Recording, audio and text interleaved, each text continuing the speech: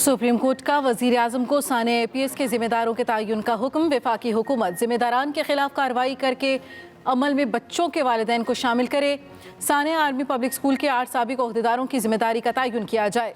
उनकी कोताही के हवाले से वजीर आजम दस्तखत शुदा रिपोर्ट पेश करें। केस की समाअत 8 हफ्तों के लिए मुलतवी।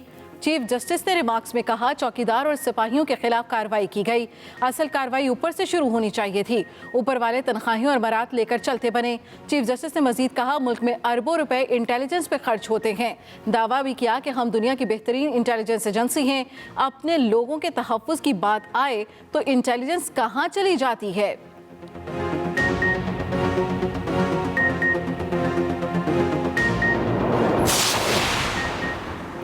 वज़ीर आज़म इमरान खान सुप्रीम कोर्ट की तलबी पर पेश। अदालत में कहा, मैंने उस वक्त कहा था ये अमरीका की जंग है, हमें मुदाखलत नहीं करनी चाहिए। अदालत हुक्म दे कि दहशत गर्दी के खिलाफ जंग में शामिल होने वालों का भी तयन किया जाए। दरख्वास्त करता हूँ कि इस जंग में 80,000 शहीद होने वालों के जिम्मेदारों का भी तयन करें। मजीद कहा, सानेहा APS के वक्त हम मरकज़ में हुकूमत में नहीं थे, सूबे में हुकूमत थी। हमने हर मुमकिन इक़दाम उठाए। दहशत गर्दी के खिलाफ जंग इसलिए जीते कि पूरी कौम पाक फौज के साथ खड़ी रही।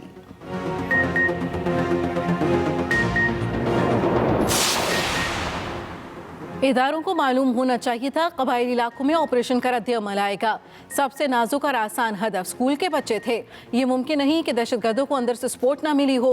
सुप्रीम कोर्ट में साने APS केस की समाअत के दौरान जस्टिस एजाजुल एहसन के रिमार्क्स।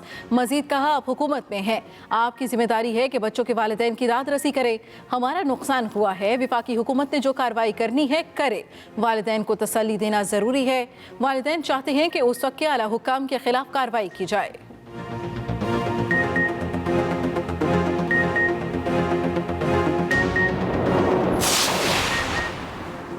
जस्टिस काजी मोहम्मद अमीन ने रिमार्क्स में कहा, आप वजीर आजम हैं, हम आपका एहतराम करते हैं। आप माने इंटेलिजेंस नाकाम हुई, क्या किसी इंटेलिजेंस इदारे के खिलाफ कार्रवाई हुई? जस्टिस काजी मोहम्मद अमीन का वजीर आजम से इस्तफसार। कहा, हुकूमत ने साधुकी में 9 पुलिस वालों के कत्ल पर कार्रवाई की। आप वजीर आजम हैं, क्या हुकूमत ने पुलिस वालों को मारने वालों को पकड़ा? दौरान समाअत अदालत में TTP से मुज़ाकरात का भी तज़किरा। कहा, मीडिया रिपोर्ट्स के मुताबिक आप तो उन लोगों से मुज़ाकरात कर रहे हैं, क्या हम एक मरतबा फिर सरेंडर दस्तावेजात पर दस्तखत करने जा रहे हैं? वज़ीर आज़म इमरान खान की सुप्रीम कोर्ट जाने से कबल वज़ीर क़ानून और लीगल टीम से मुशावरत। वज़ीर आज़म ने सुप्रीम कोर्ट तलबी बारे में वफाकी काबीना के अहम वज़रा को भी ऑन बोर्ड लिया। पेशी से कबल सहाफ़ियों के वज़ीर आज़म से सवालात पूछा। वज़ीर आज़म साहब, साबिक़ हुकाम के खिलाफ मुकदमा दर्ज कराने के इक़दाम करेंगे? वज़ीर आज़म ने जवाब दिया, अभी तो जो अदालत पूछेगी कोई जवाब दूंगा। पुलिस की इजाफी नफरी भी सुप्रीम कोर्ट की दाखिली और खारजी रास्तों पर तैनात रही।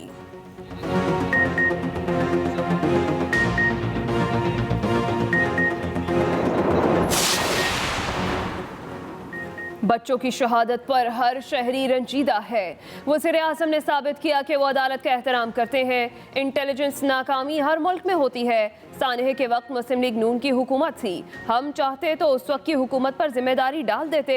पाकिस्तान की सियासी जमातों को सियासी इख्तलाफात पर से पुष्ट डालकर इकट्ठा होना चाहिए। वफाकी वज़ीर इत्तलात फवाद चौधरी और वज़ीर दाखिला शेख रशीद की अदालत के बाहर मीडिया से बातचीत। शेख रशीद कहते हैं, कुछ भी नहीं होने जा रहा, वज़ीर आज़म 5 साल पूरे करेंगे। सुप्रीम कोर्ट सबसे बड़ा इदारा है, कानून और आइन के मुताबिक जो होगा वही होगा। वज़ीर आज़म इमरान खान की वज़ीर आज़म हाउस में PTI और इत्तेहादी रहनुमाओं से मुलाकात। वज़ीर आज़म इमरान खान की जानिब से हुकूमती और इत्तेहादी रहनुमाओं को ज़ोहराना भी दिया। सदर मुमलिकत ने सेनेट और कौमी असम्बली का मुश्तरका इजलास कल तलब कर लिया। इजलास में अहम कानून साजी से मुतालिक बिल पेश किए जाएंगे।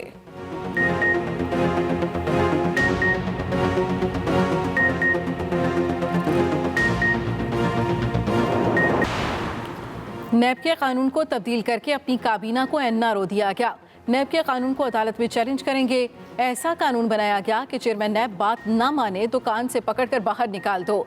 लीगी रहनुमा एहसन इकबाल के एहतसाब अदालत के बाहर मीडिया से बातचीत। मजीद कहा, करप्शन के खिलाफ सियासत को जहाद करार देने वाले ने नैब का कानून तब्दील कर दिया। नैब को वज़ीर आज़म ऑफिस का ज़ेली इदारा बनाया जा रहा है।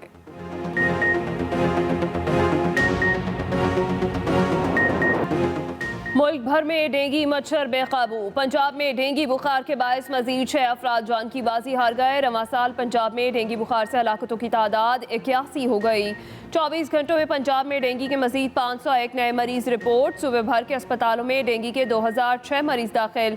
रावलपिंडी में 53, लाहौर में 380 नए मरीज रिपोर्ट।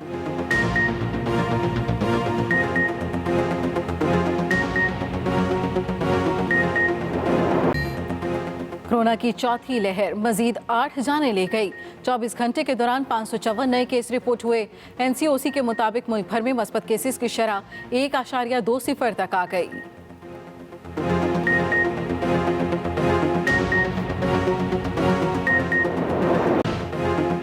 डॉलर की बुलंद परवाज। डॉलर की इंटरबैंक में कीमत 173 रुपये से भी तजावज़ कर गई।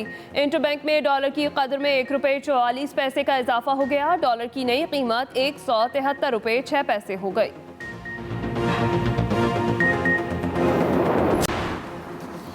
इलेक्शन कमीशन में वफाकी दारुल-हुकूमत इस्लामाबाद में बल्दियाती इंतखाबात के इनेकाद केस की समाअत सेक्रेटरी दाखिला और चीफ कमिश्नर इलेक्शन कमीशन में पेश। वफाकी हुकूमत ने नए बल्दियाती कानून के लिए इलेक्शन कमीशन से मोहलत तलब कर ली। इलेक्शन कमीशन ने वफाकी दारुल-हुकूमत इस्लामाबाद में बल्दियाती इंतखाबात के इनेकाद से मुतालिक केस पर फैसला महफूज कर लिया। इलेक्शन कमीशन में सिंध में भी बल्दियाती इंतखाबात के इनेकाद से मुतालिक केस की समाअत फैसला महफूज कर लिया गया।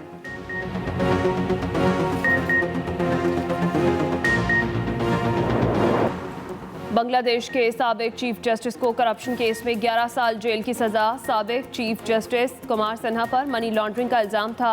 कुमार सिन्हा सुप्रीम कोर्ट के जज और बांग्लादेश के पहले हिंदू चीफ जस्टिस थे। कुमार सिन्हा ने अमेरिका में पनाह ले रखी है।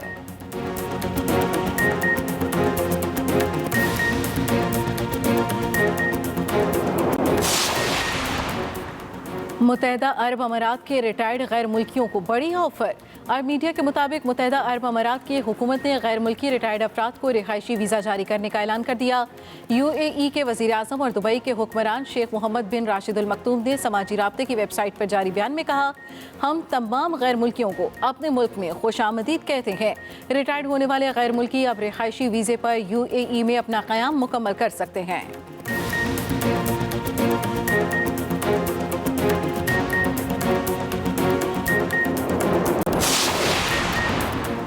और मलाला यूसुफजई ने जिंदगी का नया सफर शुरू कर लिया। बरतानिया में निकाह। ट्विटर पर अपनी जिंदगी का यादगार लम्हा शेयर किया। बर्मिंघम में घर पर निकाह की सादा तकरीब हुई। मलाला यूसुफजई ने कहा, जिंदगी का कीमती दिन है, हम आगे के सफर के लिए एक साथ चलने के लिए पुरजोश हैं। मलाला के शौहर का नाम असर मलिक है। सबसे दुआओं की दरख्वास्त भी की।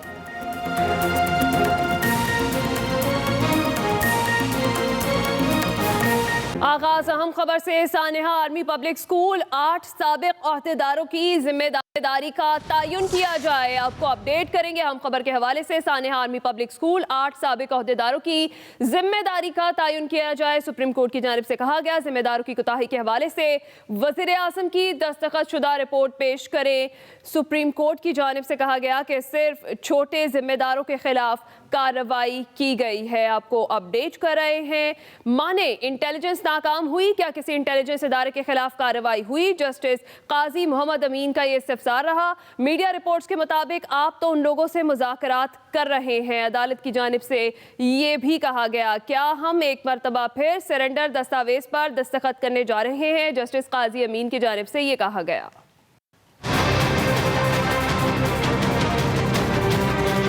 सानेहा APS के अज़खुद नोटिस की समाअत। वज़ीर आज़म इमरान खान सुप्रीम कोर्ट के हुक्म पर अदालत में पेश। अदालत के पूछने पर वज़ीर आज़म ने कहा, मैं तो उस वक्त हुकूमत में नहीं था। खैबर पख्तूनख्वा में हमारी हुकूमत थी, हमने हर मुमकिन इक़दामात उठाए।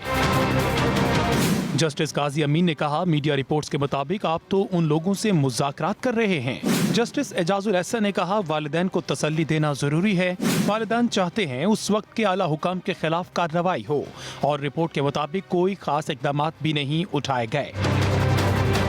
चीफ जस्टिस गुलजार अहमद ने कहा, आइन में अवाम की हिफाजत रियासत की जिम्मेदारी है। रियासत ने बच्चों के वालिदैन को इंसाफ दिलाने के लिए क्या किया? अब तो आप इक़्तिदार में हैं, मुजरिमों को कटहरे में लाने के लिए आपने क्या इक़दाम उठाए? हमें आपके पॉलिसी फैसलों से कोई सरोकार नहीं। हम ये पूछ रहे हैं कि इतने साल गुजरने के बाद भी मुजरिमों का सुराग क्यों न लगाया जा सका? वज़ीर आज़म ने जवाब में कहा, हमारा 9/11 से कोई ताल्लुक नहीं था, फिर हमें पता ही नहीं था दोस्त कौन है और दुश्मन कौन। जस्टिस काजी अमीन ने कहा, माजी में जाने की जरूरत नहीं, आप वज़ीर आज़म हैं, हम आपका एहतराम करते हैं। ये बताएं, सानहे के बाद अब तक क्या इक़दाम उठाए? वज़ीर आज़म ने कहा, हमने सानहे के बाद नेशनल एक्शन प्लान बनाया। हम जंग इसलिए जीते कि पूरी कौम पाक फौज के साथ खड़ी रही। हमने नेशनल इंटेलिजेंस कोऑर्डिनेशन कमेटी बनाई जो मामले को देख रही है। वज़ीर आज़म ने कहा, अदालत हुक्म दे, दहशतगर्दी के खिलाफ जंग में शामिल होने वालों का भी तायुन किया जाए। उन 80,000 शोहदा के भी वालिदैन थे, उनका भी दुख उतना ही होगा। जस्टिस एजाजुल एहसन ने कहा, हर शहीद होने वाला हमारा हीरो है, हमारा नुकसान हुआ है। वफाकी हुकूमत ने जो कार्रवाई करनी है करे।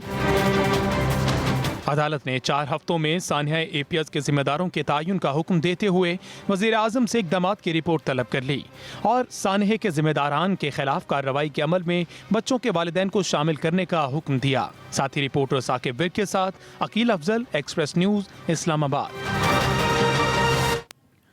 इदारों को मालूम होना चाहिए था कबायली इलाकों में ऑपरेशन का रद्द अमल आएगा। सबसे नाजुक और आसान हदफ स्कूल के बच्चे थे।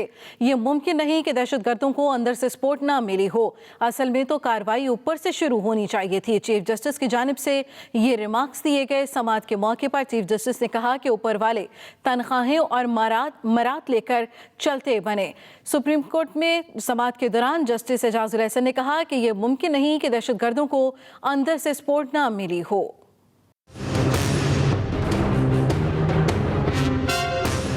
सुप्रीम कोर्ट में सानहा APS के अज खुद नोटिस की समाअत। सुबह समाअत शुरू हुई तो अदालत ने अटॉर्नी जनरल से पूछा, क्या वज़ीर आज़म ने अदालती हुक्म पढ़ा है?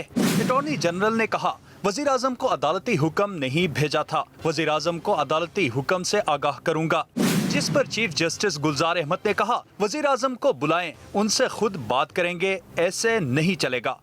चीफ जस्टिस ने कहा, इंटेलिजेंस पर इतना खर्च हो रहा है लेकिन नताइज सिफर हैं। अपने लोगों के तहफ़्फ़ुज़ की बात आए तो इंटेलिजेंस कहाँ चली जाती है?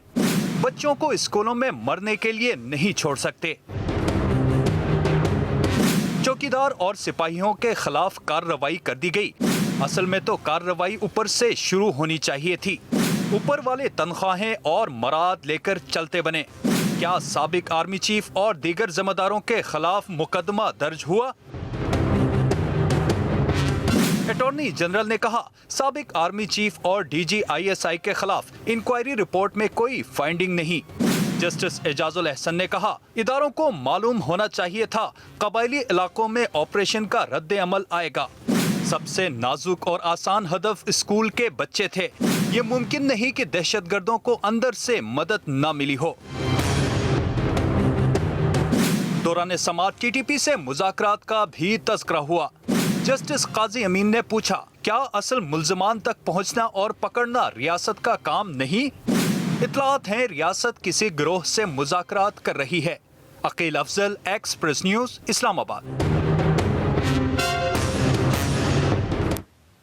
हमारे शोहदा हमारा सबसे बड़ा फ़ख्र है। वज़ीर आज़म इमरान खान कहते हैं, हुकूमत आईनी फ़राइज़ भरपूर तरीके से अदा करेगी। हमारे शोहदा हमारा सबसे बड़ा फ़ख्र है। वज़ीर आज़म इमरान खान की जानिब से कहा गया, हुकूमत आईनी फ़राइज़ भरपूर तरीके से अदा करेगी। वज़ीर आज़म इमरान खान की जानिब से ये कहा गया। वज़ीर आज़म की ज़ेर सदारत इजलास, अटॉर्नी जनरल की सुप्रीम कोर्ट के मुख्तसर फैसले पर तफसीली ब्रीफिंग। हमारे शोहदा हमारा सबसे बड़ा फ़ख्र है।